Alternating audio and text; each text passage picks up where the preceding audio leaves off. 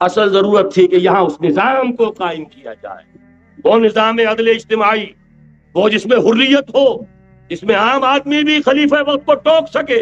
یہ کرتا کیسے بن گیا؟ ایک خاتون بھی کھڑی ہو کر دامن پکڑ لے، عمر تمہیں کیا حق ہے کہ ہمارے مہر کے اوپر پابندی لگا رہے ہو، جبکہ اللہ نے نہیں لگائی۔ اللہ قرآن میں قنطارہ کا لفظ استعمال کر رہا ہے۔ ڈھیروں سونا دے دے کوئی شخص اپنی بیوی کو مہر کے اندر، طلاق دیتے وقت اس میں سے کچھ نہیں لے سکتا، آپ کون ہوتے ہمارے حق کے اوپر پابندی لگانے والے؟ اور عمر نے کہا آج ایک بڑھیا نے وہ اب عمر کو دین سکھایا، آرڈیننس واپس۔ حضرت سعد بن ابی وقاص رضی اللہ تعالی عنہ جو فاتح ایران تھے، وہ گورنر ایسے ہی نہیں بن گئے تھے ریوڑیاں بٹی ہو اور گورنری مل گئی ہو، وہ تو خود فاتح تھے ایران کے، اس لیے گورنر تھے۔ صرف ایک پرچہ پہنچا ہے بارگاہ خلافت میں، حضرت عمر فاروق کے پاس انفارمیشن آئی سعد نے اپنے گھر کے باہر ڈیوڑی بنا لی ہے اور ایک دربان کھڑا کر دیا، حضرت بلال کو بھیجا ہے رقعہ دے کر، اور یہ حکم تھا کہ بلال پہلے تو جاتے ہی ڈیوڑی میں آگ لگا دینا، پھر یہ رقعہ دینا میرا۔ اور رقعے میں لکھا ہوا تھا اے سعد، لوگوں کو ان کی ماں انہیں آزاد جانا تھا، تم نے انہیں اپنا غلام کب سے بنا لیا ہے؟ یہ دربان کھڑے کر دیا اپنے آگے۔ وہ حریت، وہ مساوات کہ جا رہا ہو خلیفہ وقت اور چارج لینے جا رہا ہے بیت المقدس کا، کوئی ذاتی علاج کے لیے نہیں جا رہا، سیر و سیاحت کے لیے نہیں جا رہا، چارج لینے کے لیے بالکل سرکاری وزٹ ہے، آفیشل وزٹ ہے، اسٹیٹ وزٹ ہے۔ اور حال کیا ہے؟ 700 میل کا فاصلہ طے کرنا اور ایک اونٹ نہیں، کوئی انٹوریج نہیں، کوئی خدم و حشم نہیں، کوئی جمبو جٹ بھرے ہوئے نہیں، کچھ نہیں، ایک اونٹنی ایک خادم۔ اس ایک اونٹنی پر چونکہ راستے کا راشن بھی ہے لہذا 2 آدمی نہیں بیٹھ سکتے، ایک بیٹھ سکتا۔ ایک منزل خلیفہ وقت بیٹھا ہوا ہے اوپر اور خادم نکیل پکڑ کر چل رہا ہے، اگلی منزل خادم اوپر بیٹھا ہے اور خلیفہ وقت عمر بن الخطاب رضی اللہ تعالی عنہ اور وہ آگے آگے نکیل پکڑ کر چل رہے۔ یہ نظام چاہیے آج نوع انسانی، اس کے انتظار میں، اس کی تلاش میں نوع انسانی نے کتنے تجربے کر لیے، کیسی چھلانگیں لگائیں، ملوکیت ختم کی، آسمان سے گرا کھجور میں اٹکا، جمہوریت آئی نام نہاد، لیکن وہ سرمایہ دارانہ نظام بن کر آگے سے بڑھ کر لعنت بن گئی۔ پہلے جاگیردار مسلط تھا، اب سرمایہ دار اور کارخانے دار مسلط ہو گیا۔ اس سے نکلنے کے لیے دور لگایا، کمیونزم کی طرف گئے، چھلانگ لگائی، اب ایک پارٹی ڈکٹیٹر بن کر بیٹھ گئی۔ انسان رست از یک بند کا افتاد در بندے دیگر، ایک چیز سے غلامی سے نجات پاتا ہے، دوسری میں پھنس جاتا ہے۔ اور کیوں؟ کہ وہ نظام عدل اجتماعی جو محمد عربی کو دے کر بھیجا گیا تھا، اس کے کسٹوڈین سوئے ہوئے، اس کے کسٹوڈین کو اندازہ ہی نہیں۔ یہ نسخہ تو ہمارے پاس تھا، ہمیں عمل کرنا تھا اور دنیا کے سامنے پیش کرنا تھا۔ پاکستان بنایا اس لیے گیا تھا کہ ہم اس کا ایک نمونہ دنیا کے سامنے پیش کریں گے۔ قائد اعظم نے فرمایا تھا کہ ہم یہ چاہتے ہیں کہ پاکستان کی صورت میں عہد حاضر میں اسلام کے اصول حریت و اخوت و مساوات کا ایک نمونہ قائم کر کے دکھا۔ کہاں ہے وہ؟ بھٹک گئے، سو گئے۔ بہرحال اب بھی وقت ہے، جب تک سانس تب تک آس۔ میرے عزیز نے تو ڈرایا ہے اور صحیح ڈرایا ہے۔ اللہ تعالیٰ نے 25 برس انتظار کیا تھا، پہلے عذاب کا کوڑا پھر مارا ہماری پیٹھ پر۔ وَلَنُذِيقَنَّهُم مِّنَ الْعَذَابِ الْأَدْنَىٰ دُونَ الْعَذَابِ الْأَكْبَرِ، بڑے عذاب سے پہلے چھوٹا عذاب کا مزہ چکھائیں گے، لعلہم یرجعون، شاید کہ لوٹ آئیں۔ وہ ہم سے 1000 میل کے فاصلے پر ہوا تھا، اگرچہ 93,000 ہمارا کڑیل جوان، جن میں غالباً 43,000 فوجی، اور یہ کہ تقریباً اتنی تعداد میں جو غیر فوجی تھے، وہ اس ہندو کے غلام بنے، قیدی بنے، جن پر 800 برس تک، کہیں 600 برس تک، کہیں 1000 برس تک حکومت کی تھی۔ اتنی بڑی شکست کا کلنک کا ٹیکا ہماری پیٹھ پر پڑا۔ پہلے عذاب کا کوڑا آ گیا تھا، 25 برس ہو گئے تھے قمری حساب سے، نوٹ کر لیجئے، یہ نہ سمجھیے 24.25 برس ہوئے تھے، 24.25 برس قمری حساب سے 25 برس تھے۔ اور اب نوٹ کر لیجئے اگلے 25 برس کے پورے ہونے میں اگلے رمضان کی 27 تاریخ تک صرف مہلت، نصف صدی پوری ہوا چاہتی۔ کوئی عجب نہیں اس عذاب الادنا کے بعد ہم جاگے نہیں، ہوش میں نہیں آئے، کوئی عجب نہیں کہ بڑے عذاب کا کوڑا ہماری پیٹھوں پر برس گیا۔ لیکن مجھے یہ یقین ہے، نوٹ کر لیجئے، اگر یہ دوسرا امکان ہو گیا، خدا نہ خواستہ اللہ کے عذاب کا کوڑا ہماری پیٹھ پر برسا، مجھے یقین ہے اللہ ہندوؤں کو مسلمان بننے کی توفیق دے گا، لیکن اسلام کا بول بالا اسی خطے سے ہو۔ تاریخ میں یہ ہو چکا ہے آیا فتنہ تاتار کے افسانے سے، پاسباں مل گئے کعبے کو صنم خانے سے۔ تاتاریوں کے ہاتھوں کروڑوں مسلمان قتل ہوئے، لیکن اسلام نے تاتاریوں کو فتح کر لیا، اور پھر اسلام کا مسلمانوں کا دوسرا دور عروج انہی تاتاریوں کی مختلف شاخوں کے تحت ہوا۔ وہ تاتاری ہی تو تھے، وہ سارے ہورس، ٹرکش ہورس، ترکان تیموری، ترکان سبوی، ترکان سلجوقی، ترکان عثمانی، وہی تو سٹاک تو وہی ہے آیا فتنہ تاتار کے افسانے سے، پاسباں مل گئے کعبے کو صنم خانے سے، اس لیے کہ حضور نے فرمایا مشرق سے ہوگا، جہاں سے فوجیں چلیں گی، تو کوئی عجب نہیں۔ بہرحال یہ دو امکانات ہیں، لیکن اس کا فیصلہ تیرے ہاتھوں میں ہے، دل یا بدن، سیدھی سیدھی بات۔ اگر تو اب بھی ہم ٹھیک ہو جائیں، جاگ جائیں، ہوش میں آ جائیں، قوم یونس کی طرح توبہ کر لیں، تو بغیر عذاب کے کوڑے کے رحمت خداوندی ہم پر سایہ کرے گی۔ اگر ہم نہ جاگے تو وہ عذاب کا کوڑا آئے گا۔ یہ نہیں میں کہہ سکتا ان ادری قریب بعید ما توعدون، یہ میں نہیں کہہ سکتا، یقین کے ساتھ جانتا ہوں کہ آئے گا، لیکن یہ کہ اس کے بعد بھی یہیں سے بول بالا ہوگا، اگر ہمارے ذریعے نہیں تو ان کے ذریعے سے، جو ہمیں شکست دے کر پھر اسلام قبول کر لیں، لیکن کیوں نہ پہلے ہی راستے پر چلنے کی کوشش۔ مرشد دیش ایک تصور وچ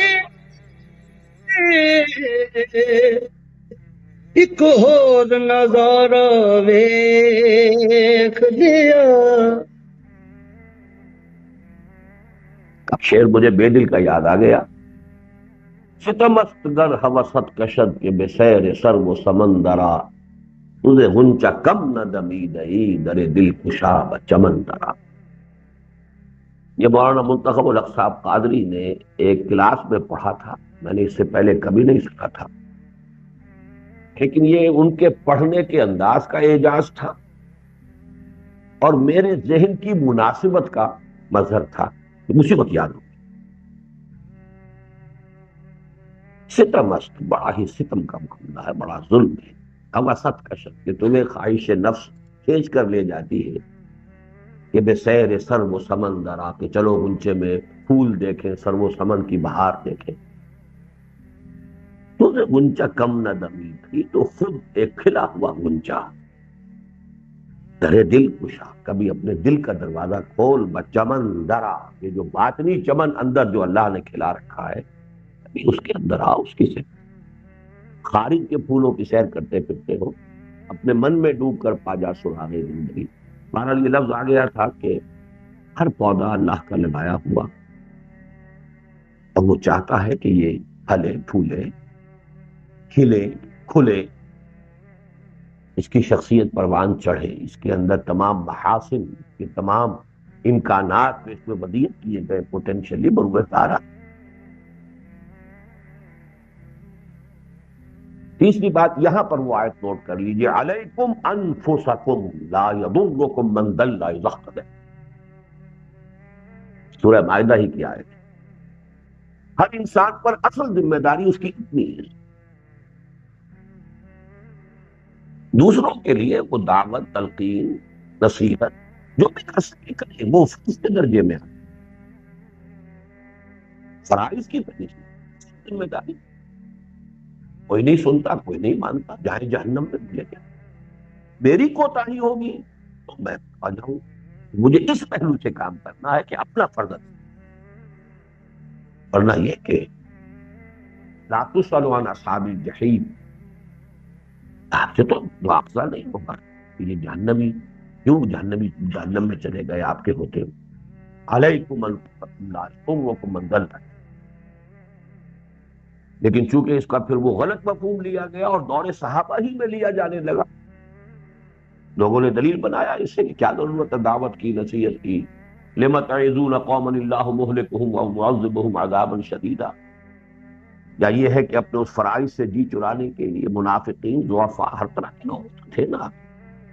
تو حضرت ابو بکر نے پھر خطبہ دیا کہ اس کا تم بالکل غلط مفہوم لے رہے ہو، یہ مراد نہیں ہے، کہ دعوت اور تلقین اور تبلیغ اور امر بالمعروف نہیں منکر سے تم بری ہو گئے، علیکم انفسکم، لیکن ہے حقیقت یہ ہر شخص رب انی لا املک الا نفسی و اخی، اور وہ بھی اخی کا بھی اس لیے کہ وہ خود تیار ہے، ورنہ یہ کہ کسی اخی کے اوپر بھی کسی انسان کو اختیار ہے، انک لا تہدی من احببت ولکن اللہ یہدی من یشاء۔ تو پہلی بات تو یہ ہے فلسفے کی۔ اب ہم نے جو اب تک پڑھا ہے وہ سارا کا سارا دوبارہ یہاں پر درج ہو جائے گا۔ اس انسانی شخصیت کے ارتقاء کا اگر مسئلہ ہے، اس انسانی شخصیت کی تعبیر، اس سیرت کو بڑھانا، اس کے اندر کی پوٹینشیلٹیز کو بروئے کار لانا کیسے ہوگا؟ اس کے لیے پہلی بات یہ کہ یہ سمجھ لیا جائے کہ یہ دو اجزاء ترکیبی پر مشتمل ہے جو باہم متضاد ہی نہیں مخالف۔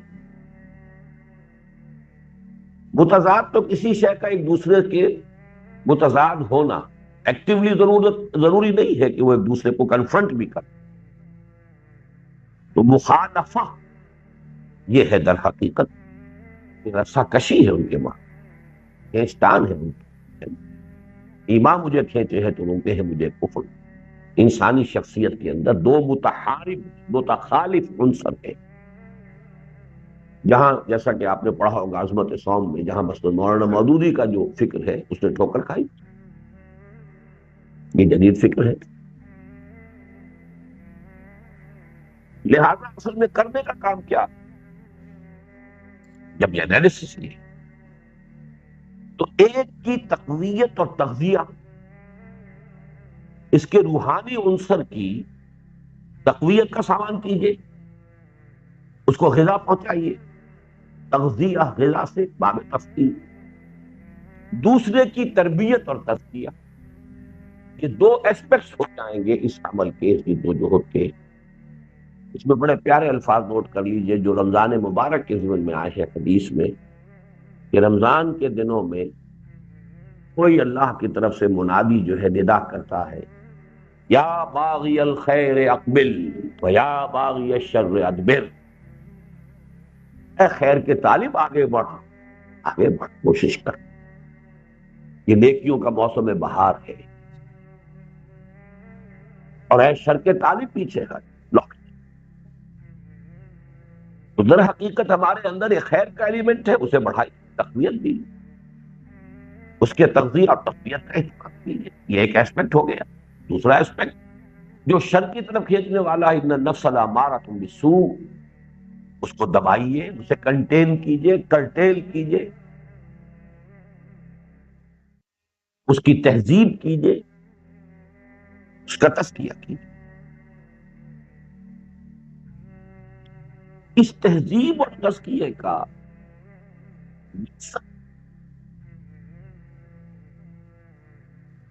اس کی فنا نہیں ہے، اینیہیلیشن نہیں، تہذیب نفس، تزکیہ، سیلف کنٹرول، ضبط نفس، سیلف پیوریفیکیشن، تزکیہ، پیوریفیکیشن، ناٹ سیلف اینیہیلیشن۔ یہ سیلف اینیہیلیشن ان غلط چیزوں میں سے جو بعد میں ہم دیکھیں گے کہ وہ آئی ہیں، کیوں آئی ہیں، لیکن ان دونوں الفاظ کو نفس کشی نہیں، جیسے خود کشی اپنے آپ کو ویسے ہی ہلاک کر لینا، نفس کشی اپنے نفس کو مار دینا، یہ نہیں ہے۔ بلکہ شاہ ولی اللہ دہلوی رحمۃ اللہ علیہ نے تو انسانوں کی جو قسمیں کی ہیں کہ انسان میں یہ دو قوتیں ہیں، ملکوتی اور نمبر 2 بہیمی، ہے وہی دو۔ تو سب سے ٹاپ پر وہی لوگ ہیں کہ جن کی ملکوتیت بھی بہت قوی ہے، بہیمیت بھی بہت قوی ہے۔ بہیمیت جو ہے وہ کمزور ہے تو کام کیا کرے گا دنیا میں؟ کچھ بھی نہیں کرے گا، کیا کام کرے گا؟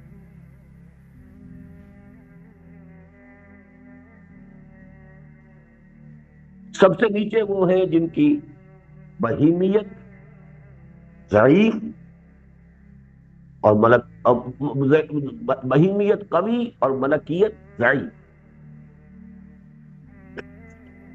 بہرحال وہ درجہ بندی ہوگی تو نوٹ کیجئے اسلام میں سیلف انہیلیشن نہیں ہے، ضبط نفس، سیلف کنٹرول. اس کو میں تہذیب نفس کہہ رہا ہوں. تہذیب اسی کا نام ہے، آداب.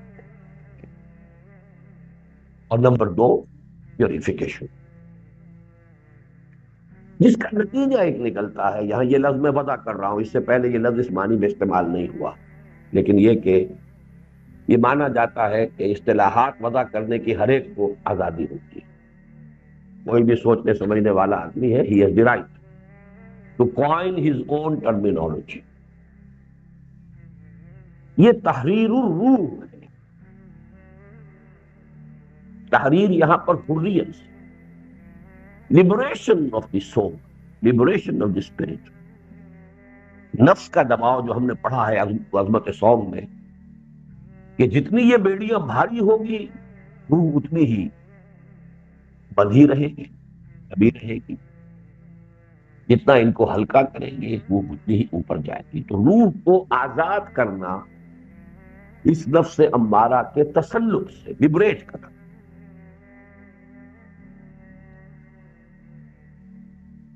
اب آئیے تیسرے نمبر پر. جب ہم نے 2 عنوانات معین کر لیے، پہلی بات یہ ہم نے لکھی کہ اصل مخاطب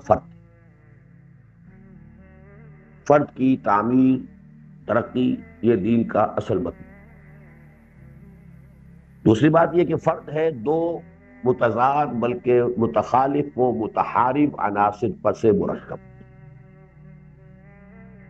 تیسری بات یہ کہ اب لازمی تقاضا کیا ہے کہ جو خیر کی قوت ہے، جو روح ہے، اس کی تقویت اور تغذیے کا بندوبست ہو، اور جو شر کی طاقت ہے، جو نفس امارہ ہے، جو حیوانی نفس ہے، بہیمیت ہے، اس کی تہذیب اور تزکیے کا سامان کیا. 2 pronged اٹیک. اب آئیے روح کی تقویت کا کیا ذریعہ ہے. ایک لفظ میں اسے کہیے تو وہ ہے ذکر الہی.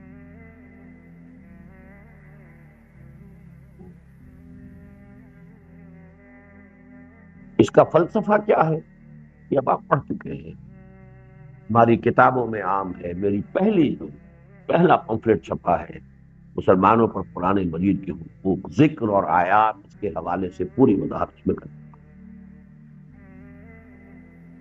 ایک ڈورمنٹ کانشسنس ہے روح انسانی میں، معرفت رب موجود ہے، وہیں سے آئی ہے.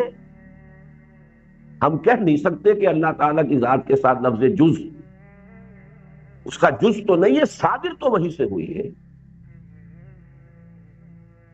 امر رب ہے، وہ اندھی بہری ہے، البتہ سوئی ہے. یہ ذکر اس کو بیدار. میں آج اپنے نوٹس دیکھ رہا تھا تو چشتی صاحب نے ایک جملہ سنایا تھا، کانٹ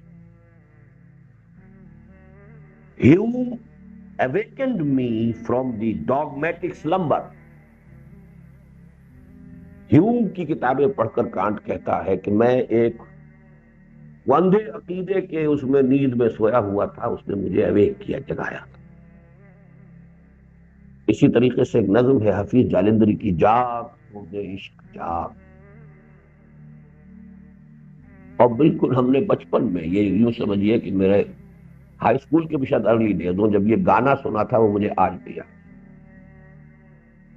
تم ہی نے مجھ کو پریم سکھایا، سوئے ہوئے ہردے کو جگایا. ہردا کہتے ہیں ہندی میں جی یا نفس، اندر سے جو بھی کہیں، ہردا. سوئے ہوئے ہردے کو جگایا.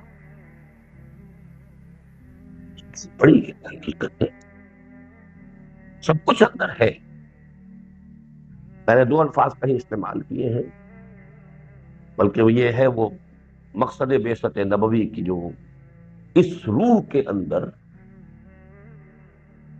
معرفت ربی موجود ہے، محبت رب.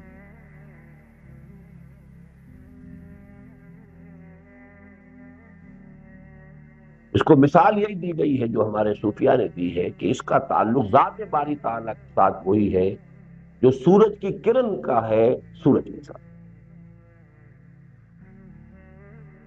کروڑ میل آ گئی ہے. کروڑ کیا فاصلہ کتنا ہے سورج کا؟ جی 9 کروڑ، لیکن اس سے منقطع سلسلہ تو قائم. لہٰذا میں ذکر کا اصل فائدہ ہے کہ ڈورمنٹ کانشسنس کو ایکٹیویٹ. اسی کو اب ہم نے پڑھا ہے اس سورہ نور کے 5ویں رکوع کے درس میں. نور فطرت، نور وحی، نور علی نور.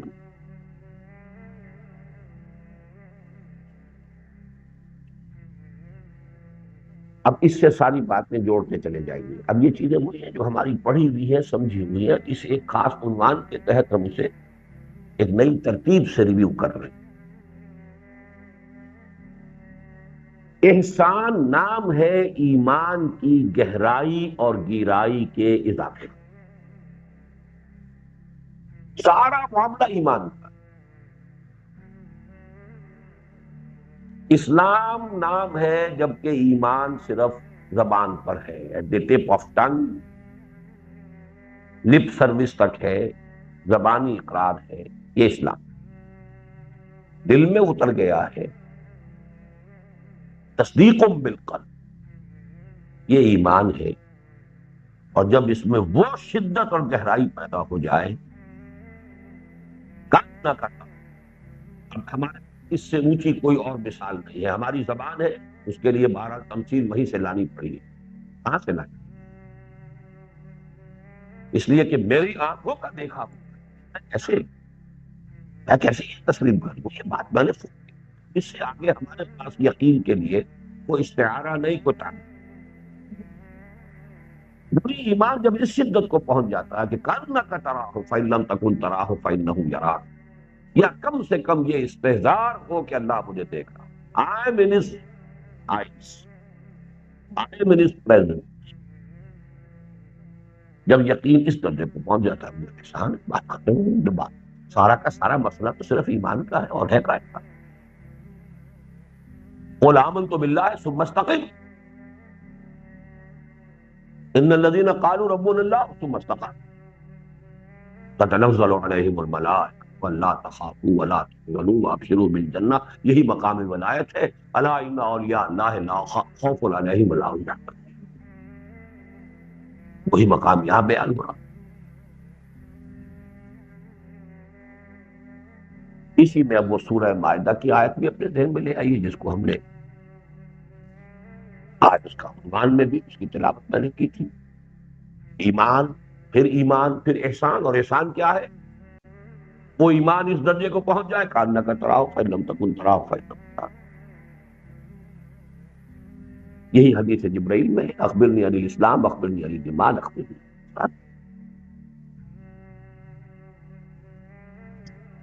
اب یہاں میں ذرا ڈائگریس کر رہا ہوں، اس کو اضافی ایک موضوع سمجھیے، لیکن ہے اس سے متعلق، اس لیے اپینڈکس کے درجے میں ہے. اس کو میں نے اپنے جو محاضرات ہیں حقیقت ایمان پر، اس میں تفصیل سے بیان کیا ہے کہ ایمان کے حصول کے 3 درجے. محض ایک فزیکل فینومینن کی حیثیت سے صحبت سے بھی ایمان ہے. صحبت صاحب یقین سے بھی ایمان حاصل ہوتا. مٹی کے پاس بیٹھیں گے ہر آدمی. صحبت، پریکٹس سے، عمل سے بھی ایمان اور یقین. پاس جو بھی احکام شریعت کے ان کے اوپر آپ رہیں گے تو عمل سے بھی. لیکن یہ دونوں ایمان سارٹ آف بلائنڈ فیتھ، اس میں انٹلیکچوئل ایلیمنٹ نہیں، اس میں فہم اور شعور اور تفقع کا ایلیمنٹ. اگرچہ گہرائی ہو سکتی ہے انتہائی، گہرائی کا تعلق اس سے ہے ہی نہیں صرف.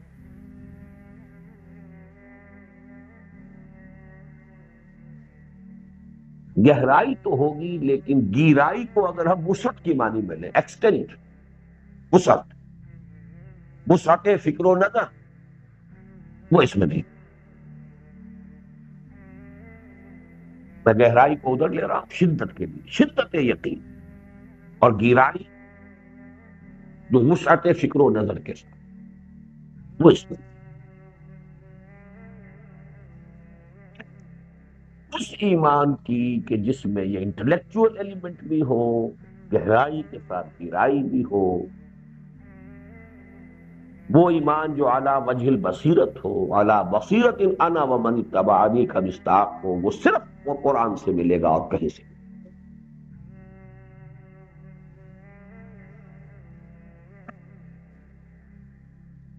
اس ضمن میں تھوڑا سا اور ابھی ضمیمہ ہے. ایمان کی ایک افضلیت ہے، ایک عجبیت ہے حدیث کی روح سے.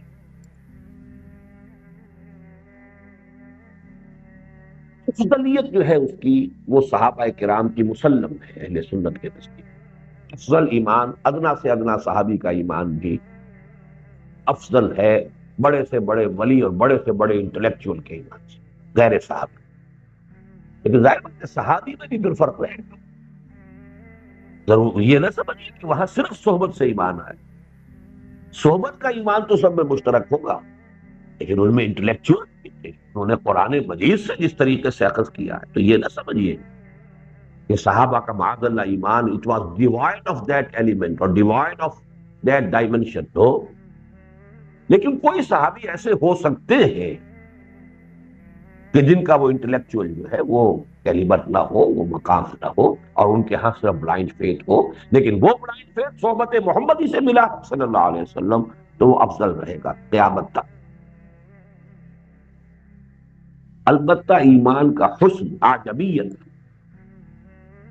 یہ میں اس لیے کہہ رہا ہوں کہ محرومی کا احساس نہیں ہونا چاہیے. حضور نے ہماری محرومی کے ازالے کے لیے کیسی کیسی باتیں فرمائی. یہ احساس محرومی نہیں ہونا چاہیے. ایک تو آپ نے فرمایا کہ میری امت کا معاملہ عجیب ہے، بارش کے مانند ہے. نہیں کہہ سکتے کہ اس کا اول بہتر ہے یا آخری بہتر ہے. لہذا کوئی پرواہ نہیں اگر ہم آخری زمانے میں سارے راستے کھلے ہیں. صدیقیت اور شہادت کے سارے مراتب سوائے نبوت کے درجے کے وہ بند ہیں. وہ تو صحابہ کے لیے بھی بند تھا، باقی تو سارے مراتب ہیں. آئیے گوئے ہے اور چوگاں مجھے آؤ تباہ اکتساب کرو. باقی ہر شے اکتسابی ہے سوائے مرتبہ نبوت. دوسرے آپ نے فرمایا وہ جو ایمان کی حدیث میں نے بارہا سنائی ہے کہ حضور نے سوال کیا ای الخلق اعجب الیکم ایمان. صحابہ سے سوال کیا کہ جملہ مخلوقات میں سے سب سے حسین ایمان ذرا سوچو. اب انہوں نے پہلے کہا کہ ملائکہ. آپ نے فرمایا ملائکہ ان کا کیا کمال ہے، کون سا تیر مارا انہوں نے ایمان میں. وما لهم لا يؤمنون وهم عند ربهم، کیسے ایمان نہ لاتے ہو تو اپنے رب کے حضور میں حاضر ہے. یہ حقائق منکشف ہے. تو ان کا کہ فالانبیاء وما لهم لا يؤمنون والوحی ينزل علیہم، وہ کیسے ایمان نہ لاتے ہو تو وحی نازل ہو رہی ہے ان کو. فنحن، تو اب ہم نے فرمایا وما لكم لا تؤمنون وانا بین اظہرکم، تم کیسے ایمان نہ لاتے جبکہ میں تمہارے مابین. ان اعجب الخلق الی ایمانا لاخوان الذین یاتون من بعد یجدون صحفا فیہ کتاب اللہ فیؤمنون بما فیہا. میرے نزدیک تو سب سے حسین ایمان ہمارے ان بھائیوں کا ہوگا جو میرے بعد آئیں گے. انہیں تو اوراق ملیں گے جن میں اللہ کی کتاب درج ہوگی. یہ ایک روح یوں سمجھیے کہ اس بحث کی کہ ایمان اصل مقصود روح کی تقویت جس کو ہم کہہ رہے ہیں وہ ہے ذکر الہی. اس کا حاصل ایمان، اور اس میں اصل شے قرآن. یہی وجہ ہے کہ قرآن نے اپنے آپ کو ہی الذکر کہا. بھی ذکر الذکر. اب یہاں الف لام عصر کا بھی ہو سکتا ہے، ان کا کل ذکر ہی ہے. جنس کا بھی ہو سکتا ہے، کل جنس سے ذکر اس کے اندر محصور ہو گئی، لیکن اس میں ہے الصلاۃ، صلاۃ میں بھی دو ایلیمنٹ ہے، یہاں کی جگہ قرآن، فجر کی نماز کو کہا ہی قرآن الفجر،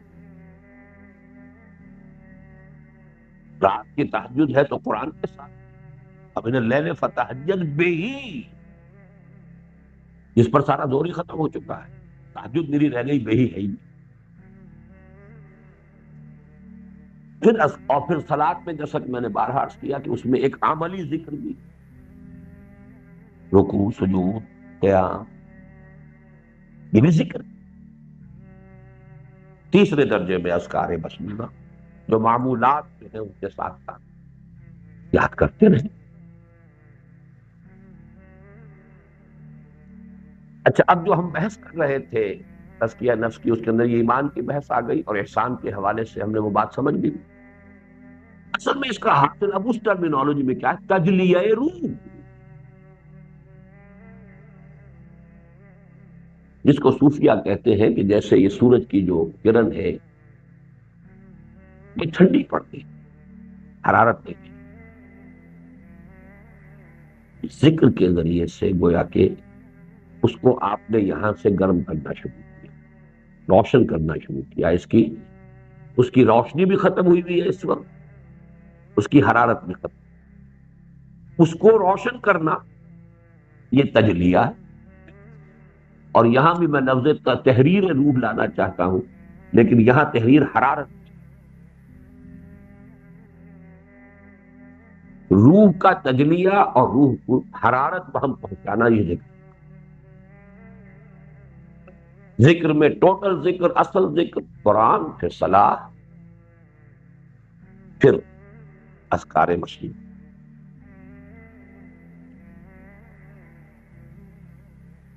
یہ جو تحریر روح، اب میں نے دو معنی میں استعمال کی ہے، ایک لبریٹ کرنا، جیسے کہ بھاری بیڑیاں پڑی ہوئی تھی ان کو نکالا، یضع عنہم اسرہم والاغلال التي كانت علیہم، اسر و اغلال، بیڑیاں پڑی ہوئی ہے، طوق پڑے، ان کو ہٹایا جا، اور تحریر حرام۔ اس کا نتیجہ کیا نکلے گا؟ یہ پلوٹائنس کے الفاظ نکلی، بڑے پیارے الفاظ ہیں، ظاہر بات ہے کہ جہاں سے بھی ہمیں حکمت جہاں سے ملے لے، flight of the alone to the alone, پرواز تنہا ہے ہمارے اندر،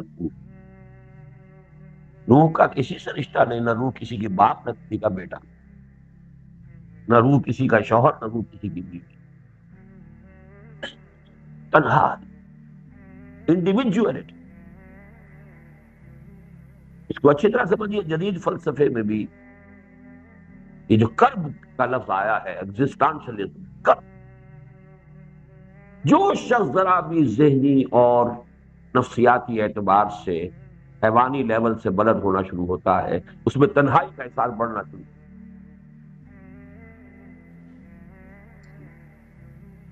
جتنا آپ کے اندر تنہائی کا احساس ہوگا اتنے ہی آپ بلندتر ہوئے ہیں اپنے حیوانیت، اس لیے کہ وہ جو ایلیمنٹ ہے ہمارا، باقی سارے ایلیمنٹ جو ہے ماحول سے، رشتہ داریاں ہیں، تاثر اور انفعال ہے، تاثیر اور فعل ہے، یہ ایک ایلیمنٹ ہے ہمارے اندر، اور ایک ہے وہ الون، الاحد،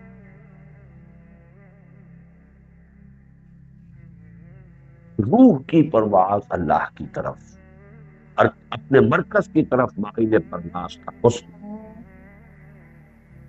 کل شیء یرجع الی اصلہ، ہر شے اپنی مرکز لوٹنا چاہتی تو ہے، بیڑیاں پڑی ہو تو کیا کرے، پنجرے میں ہے تو پرندہ پھڑپھڑاتا رہے، ریکنسائی کر لے کہ ٹھیک، اب پھڑپڑانے کا نہیں، اپنے پر ہی گرانے، تو flight of the alone to the alone, یہاں اگر چاہے تو دو شعر لکھ لیں علامہ اقبال کے. مرا دل سوخت بر تنہائی او، مرا دل سوخت، میرا دل جلتا ہے صدمے سے، رنج سے، بر تنہائی او، کہ اللہ اکیلا ہے، رکھا ہے.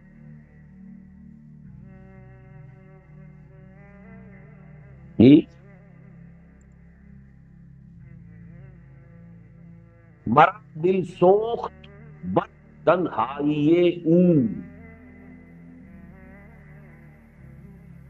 کنم سامان بزم آرائیے او، میں اس کی محفل سجانے کی کوشش کر رہا ہوں. سامان بزم آرائیے او،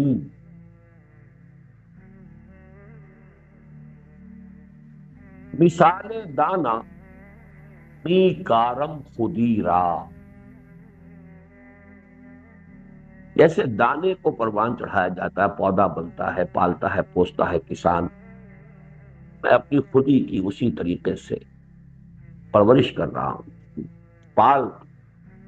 مثال دانا می کارم خودی را، برائے او نگہدارم خودی را، میں اس کے لیے اپنی اس خودی کو، اس کی حفاظت کر رہا ہوں. خودی پھر سمجھ وہ انا ہوں، یعنی ایک فزیکل بینگ ہے، اینیمل بینگ ہے، یہ اس عالم خلق کی شے ہے. دوسرا ہے اصل میں کہ جو ایٹرنل ایلیمنٹ ہے، اور جو ہمیشہ کی چیز. برائے او نگہدارم، نگہدار کہتے ہیں جو حفاظت کر رہا ہو، نگہدارم خودی را. یہ پروگرام کا دوسرا حصہ دو ہم نے گرے تھے نا. ایک تو یہ کہ اس کو تقویت دیجیے روح کو، اس کا ذریعہ کیا ہے؟ ایک نظم ذکر، الذکر قرآن، طبعاً صلاۃ اور اذکار مسنون. اسی سے پھر ایمان کی گہرائی ہوتی چلی جائے گی. قرآن کے ساتھ ہوگا یہ ذکر کی تو گہرائی کے ساتھ گہرائی بھی ہوگی، اور ایمان کی اسی شدت کا، گہرائی کا نام احسان، جہاں وہ یقین اس درجے پہنچ جائے کانک ترا. دوسرا ایلیمنٹ کیا تھا؟ تہذیب و تزکیہ نفس. اس کا کیا طریقہ؟ ایک ہی طریقہ، جیسے وہاں ذکر کا لفظ ہم نے گنا تھا، یہاں پر بھی اس کے لیے عنوان جامع کیا ہے؟ مخالفت نفس کی ریاضتیں